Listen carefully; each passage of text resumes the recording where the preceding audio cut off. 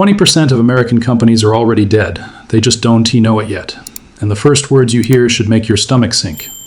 You've been trained to believe that corporate failure is rare and scary, but the truth is stranger and quietly more dangerous. The idea of a business appearing alive while being unable to pay its own bills is terrifying when you realize how many of them exist in plain sight.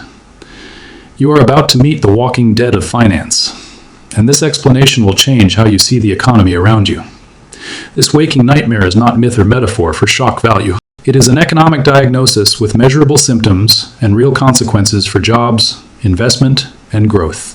You need a clear definition before the metaphors get poetic and misleading. So here it is in plain terms that hurt to repeat. A zombie company is a business that cannot cover its interest payments from operating profits, meaning it survives only by rolling over debt and borrowing more money. When the income statement does not produce enough cash to pay interest, the company is functionally dead even while it continues to operate payroll and invoices. You will see that this is not a creature of imagination, but a precise accounting diagnosis that analysts can spot with a calculator and patience. The more companies that fit the zombie definition, the less resilient the whole economy becomes because resources are diverted to propping up survivors rather than birthing new, productive firms. You should also know that this is not a tiny, obscure corner of the market hiding in darkness, because the scale is enormous and getting worse. Recent research has shown that over 20% of publicly traded companies in the United States meet the technical definition of a zombie. You should let that number sit for a moment as you consider how much capital and labor those companies consume without producing enough profit to sustain themselves. You may assume this is only a story about fringe businesses or bad management, but in reality it spans sectors from technology to retail and energy. When 1/5 of companies in public markets are structurally impaired, the ripple effects go far beyond those company logos on the stock exchange. But here is where it gets interesting, because zombies do not emerge naturally without a change in environment that allows them to live past their natural death. For decades after the 2008 financial crisis, central banks around the world injected cheap money into the economy through near-zero interest rates and quantitative easing. You have to picture this as a feeding program that made borrowing so cheap and abundant that companies could refinance debts repeatedly instead of being tested by market discipline. You will find that cheap money was not merely assistance, but a structural transformation of incentives, encouraging risky investment and preventing failures that would otherwise have cleared capital for better uses. What happened next will shock you when you realize how many cornerstones of modern finance offered the oxygen that kept these companies breathing. You should understand quantitative easing and 0% rates not as abstract policy tools, but as economic medicines that have side effects and toxicities. When rates are near zero, debt servicing costs vanish, and the required hurdle for survival drops dramatically for indebted firms. You have to imagine balance sheets being patched with cheap loans instead of repaired through profitability, turning financial discipline into a cosmetic procedure rather than a structural fix. You will see that this era allowed many marginal firms to avoid the painful restructuring that would normally follow sustained losses. Ultimately, the longer the regimen of cheap money continued, the more companies accumulated as zombies, relying on refinancing rather than reinvention or liquidation.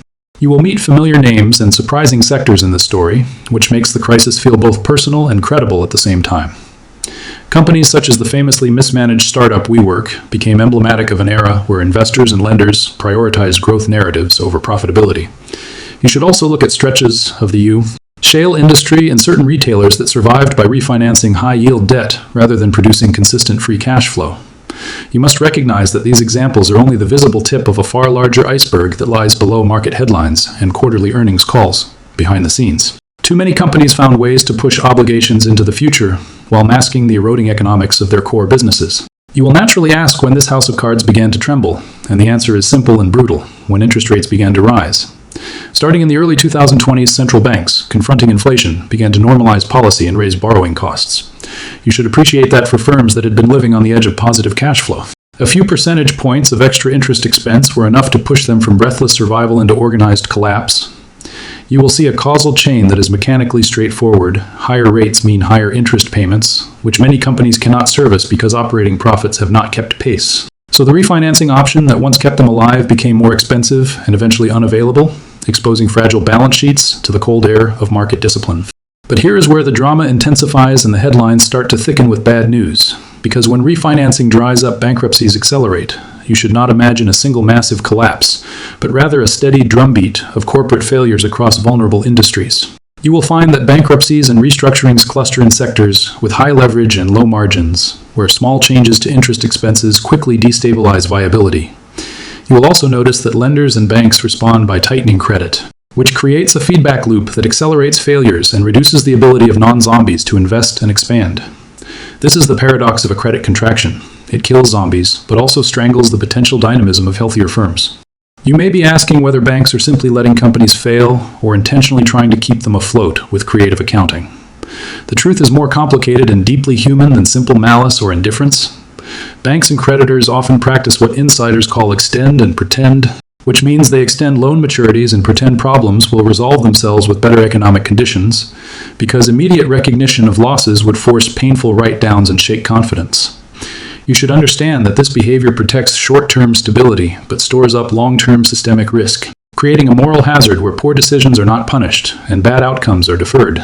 The consequence is an economy that looks healthier than it really is, because headline indicators mask the underlying rot preserved by forbearance. You will now travel to a cautionary parallel that foreshadows what might happen next, and the destination is Japan in the 1990s. You should know that Japan experienced a prolonged period where banks and corporations kept weak firms alive after a massive real estate and stock market bust. The result was a lost decade, or more accurately, lost decades, where growth stagnated and productivity gains faded because capital stayed trapped in ever less productive uses. You must appreciate that history does not repeat exactly, but patterns echo when incentives and policies align similarly. Japan's long malaise shows what happens when forbearance replaces restructuring, and when a culture of avoiding failure becomes institutionalized into financial systems. You should recognize the economic mechanics of productivity decline when many firms survive only through subsidies or cheap credit. Capital misallocation happens when money flows to maintain existing, inefficient firms rather than fund new, innovative companies. You will see that this reduces aggregate productivity growth because resources like labor, machinery, and intellectual capital are not redeployed towards the most valuable opportunities. You will also notice that this dynamic compounds over time, as fewer productive startups mean less technological progress and lower long-term GDP potential. When capital markets reward persistence over performance, the economy becomes less dynamic and creative destruction is replaced by a slow, unproductive maintenance of the status quo. You will inevitably wonder about the human costs beneath these macroeconomic charts, and the truth is that they are immediate and painful. When zombie companies finally fail or downsize, thousands of workers lose their jobs, pensions can be strained, and communities built around single employers suffer for years. You should not underestimate the social consequences of economic pruning, because layoff waves and plant closures translate into lost incomes, reduced tax bases, and slower regional development. You will see that while creative destruction reallocates labor to more productive sectors over time, the transition is rarely smooth and the short-term fallout can last a generation for some workers. The moral question becomes how society should share the burden of restructuring while preserving incentives for future investment and innovation. You will hear words like malinvestment and wonder whether that is just academic vocabulary or a practical diagnosis of our problem. Malinvestment means capital was deployed into projects and firms that never produced sufficient returns, often spurred by distorted price signals from cheap money. You should see malinvestment as the economic residue of a decade, where chasing yield overwhelmed scrutiny and due diligence. You will find that these misallocations are not innocent mistakes but predictable outcomes when investors are rewarded for deploying capital irrespective of sustainable profitability. The cost is not just the dollars lost, but the lost opportunities where better, more productive ventures might have been funded instead. But here is a twist that complicates simple moral judgments. Sometimes saving a distressed firm preserves critical knowledge, supply chains, or technological capabilities that matter to national interests. You will learn that governments and central banks often weigh these factors when deciding whether to support failing firms or sectors. You should accept that the decision to let firms fail is not purely economic, but also political and strategic, involving jobs, regional stability, and systemically important infrastructures. You will recognize that this trade-off is at the heart of the Fed's dilemma, because saving firms can preserve stability, but delay necessary reallocation. The hardest part of policy is deciding which fragile firms to rescue and which failures will ultimately strengthen the system by clearing space for new entrants. You will now examine one sobering mechanism that connects monetary policy and corporate mortality, refinancing risk, which becomes deadly when rates spike. A firm that can only exist by replacing maturing debt with new loans runs into a wall when lenders demand higher returns or refuse credit. You should imagine a conveyor belt of debt maturities suddenly stopping, leaving companies exposed to immediate cash shortages and forcing fire sales or bankruptcies. You will find that this exact mechanism has been at work in recent quarters, especially in sectors who borrowed heavily under the assumption of continued cheap credit. The consequence is a wave of downgrades and distressed debt that foreshadows broader losses for both creditors and shareholders. You should also consider the role of private credit and shadow banking in sustaining zombie firms outside traditional banks. When banks tightened after crises, alternative lenders emerged offering higher interest funding to risky borrowers, effectively prolonging the life of underperforming firms. You will see that these lenders often have different incentives and shorter time horizons, which can accelerate eventual collapses when economic conditions deteriorate. You will recognize that this shadow financing creates a hidden web of obligations that is harder for regulators and markets to monitor. Increasing systemic fragility, the interplay between visible bank forbearance and hidden private credit, is a crucial element of the modern zombie economy. You will now turn to concrete signs that zombies are indeed dying and that the economy is adjusting, sometimes painfully and sometimes healthily.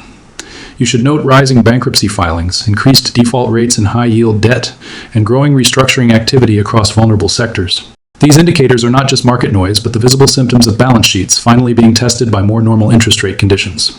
You will see pockets of renewal where resources freed from deadweight are redeployed, allowing more efficient firms to grow and hire. The problem is that this transition is uneven and politically sensitive because the short-term pain is concentrated and the long-term benefits diffuse and slow to materialize. You should not expect a tidy cleansing where all zombies disappear overnight, because economic transformations are noisy and drawn-out affairs. Some firms will restructure, slim down, and emerge viable after shedding unproductive parts, while others will liquidate and send workers into new sectors. You will see that markets and policymakers must manage both insolvency processes and social protections to smooth transitions and preserve long-term dynamism.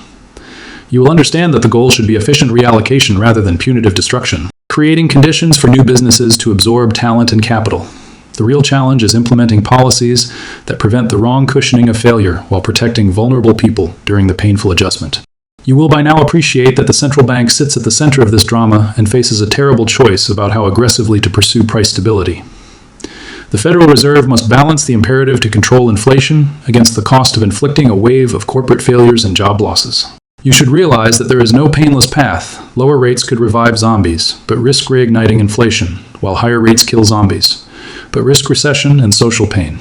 You will see that this balancing act is politically dangerous, because every path produces concentrated losers who will lobby fiercely for relief. The Fed's dilemma is therefore not merely technical, but deeply social and political, embodied in the tension between short-term pain and long-term health. You will encounter powerful counterarguments from people who say that policy saved millions of jobs and prevented deeper collapses after 2008. And during the pandemic, you should acknowledge that emergency measures had real benefits, and that not every intervention created a zombie economy. You will see that the debate is not about whether central banks were necessary, but about whether their prolonged interventions created perverse incentives and a higher long-term cost. You will understand that policy assessment requires nuance, recognizing both life-saving effects and unintended consequences, and that assigning moral blame is less useful than designing better frameworks. The policy question is how to give breathing room in crises without permanently warping market signals. You will also read about how innovation and entrepreneurship respond to clearing events, because creative destruction has historically underpinned productivity growth and new job creation. You should remember that the painful collapse of outdated firms often liberates resources for startups, accelerates technological adoption, and reshapes industries. You will find that economies that endure cleansing periods eventually benefit from renewed growth and creativity, provided institutions help manage transitions responsibly. You will accept that the trick is timing and structure, ensuring insolvency procedures. Retraining programs and safety nets exist to reduce human costs. The long-run benefits of creative destruction are real, but only if societies can handle the short-run pain with dignity and foresight. You should now confront the uncomfortable arithmetic that links monetary normalization with political risk, because politicians and voters notice layoffs long before productivity statistics change. Central banks face pressure from elected officials to ease policy when corporate distress becomes visible and electoral stakes rise. You will see how this dynamic can create a time-inconsistent policy problem, where short-term relief undermines long-term credibility and ultimately worsens outcomes for everyone. You will understand that solving this requires clear communication, coordination with fiscal authorities, and better frameworks for supporting displaced workers. The institutional ability to absorb shocks without distorting incentives will determine whether the next decade renews growth or perpetuates stagnation. You will now return to concrete recommendations that could prevent a repeat of prolonged zombie epidemics in future economies. You should consider stronger bank resolution frameworks that force earlier recognition of losses, more transparent private credit reporting, and targeted fiscal programs for retraining and relocation of displaced workers. You will see that these structural reforms would reduce incentives to hide losses and speed up efficient reallocations of capital. You will recognize that there are no perfect solutions, only better designs that accept some short-term pain in exchange for healthier long-term growth. The important measure is whether institutions become more resilient and adaptive to shocks rather than reflexively cushioning failures indefinitely. You will remember that transparency is a potent antidote to hidden fragility because markets punish uncertainty when they can see the truth. Requiring clearer disclosures about interest coverage, refinancing needs, and off-balance sheet obligations would make it harder for zombies to hide in plain sight. You should understand that better data helps investors and regulators distinguish between life support recipients who can recover and those whose demise would free resources for better uses. You will also note that markets will sometimes overreact. So there is a role for thoughtful transition policies and macroprudential measures. The goal is a balanced system where truth-telling is rewarded and perverse incentives are minimized. You will by now see the larger philosophical question embedded in this technical crisis. Do you prefer an economy that preserves appearances or one that tolerates painful renewal? The answer will shape political debates and policy choices for years to come, and it will influence whether the next generation inherits vitality or prolonged stagnation. You should ask whether comfort now with subsidized inefficiency is worth the long-term cost of lower growth and fewer opportunities. You will realize that this is not just about numbers, but about values, risk tolerance, and who bears the burdens of change. The debate over zombies is thus a debate about the kind of economic order you want to live in and leave behind. You will finish this investigation with a hard-earned lesson about the necessary cruelty of markets and the possibility of regeneration when failures are processed efficiently. Creative destruction is not a moral failing, but an engine of renewal that makes societies wealthier and more innovative over time. You should recognize that the current wave of zombie company failures is painful, but also an opportunity to correct long-standing malinvestment and reinvigorate productivity. If this perspective gave you a new way to read economic news, then the final question is whether you will advocate for institutions that manage these transitions better. If this gave you a new perspective, hit subscribe. You will remember the opening sentence and the urgency behind it now more clearly, because the economy you inhabit contains both living firms and walking dead. You should carry a new attention to corporate balance sheets, interest coverage ratios, and the signs that markets may be overstretched. You will be better equipped to understand why central bankers confront such impossible trade-offs and why politicians feel the pressure to intervene. You will also carry a renewed sense of the social stakes involved in economic policy, including how to protect workers while preserving incentives for productive investment. If this video shifted your view at all, consider sharing it so others can see the contours of this crisis too. You should leave with 3 concise takeaways that you can use as mental tools when reading financial headlines and policy debates.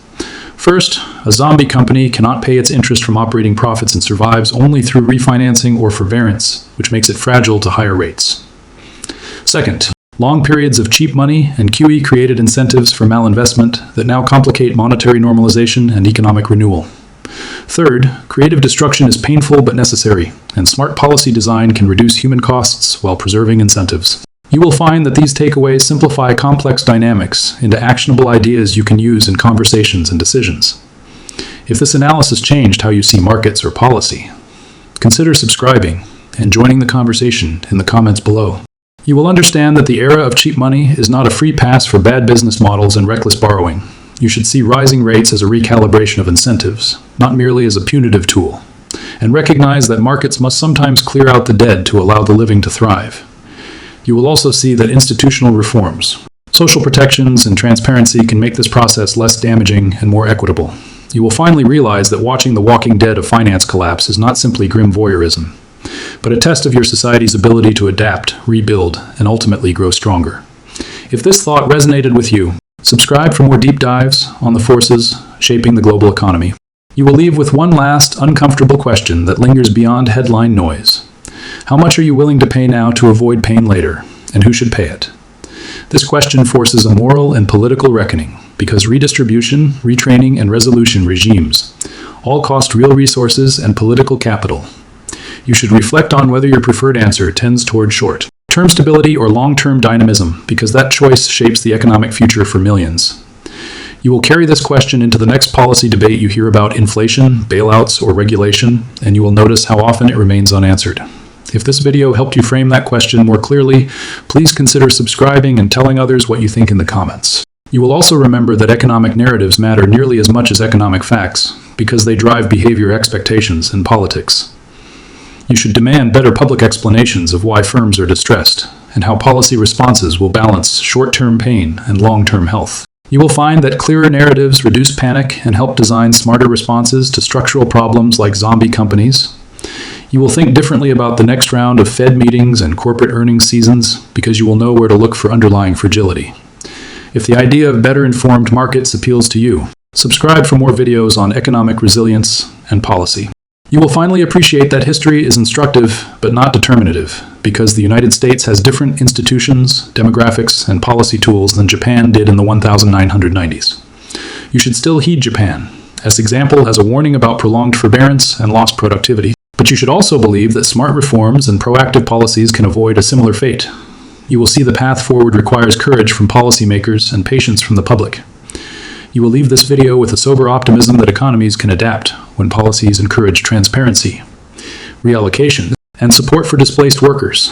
If you learned something new, do subscribe and join the discussion below so we can explore these issues together.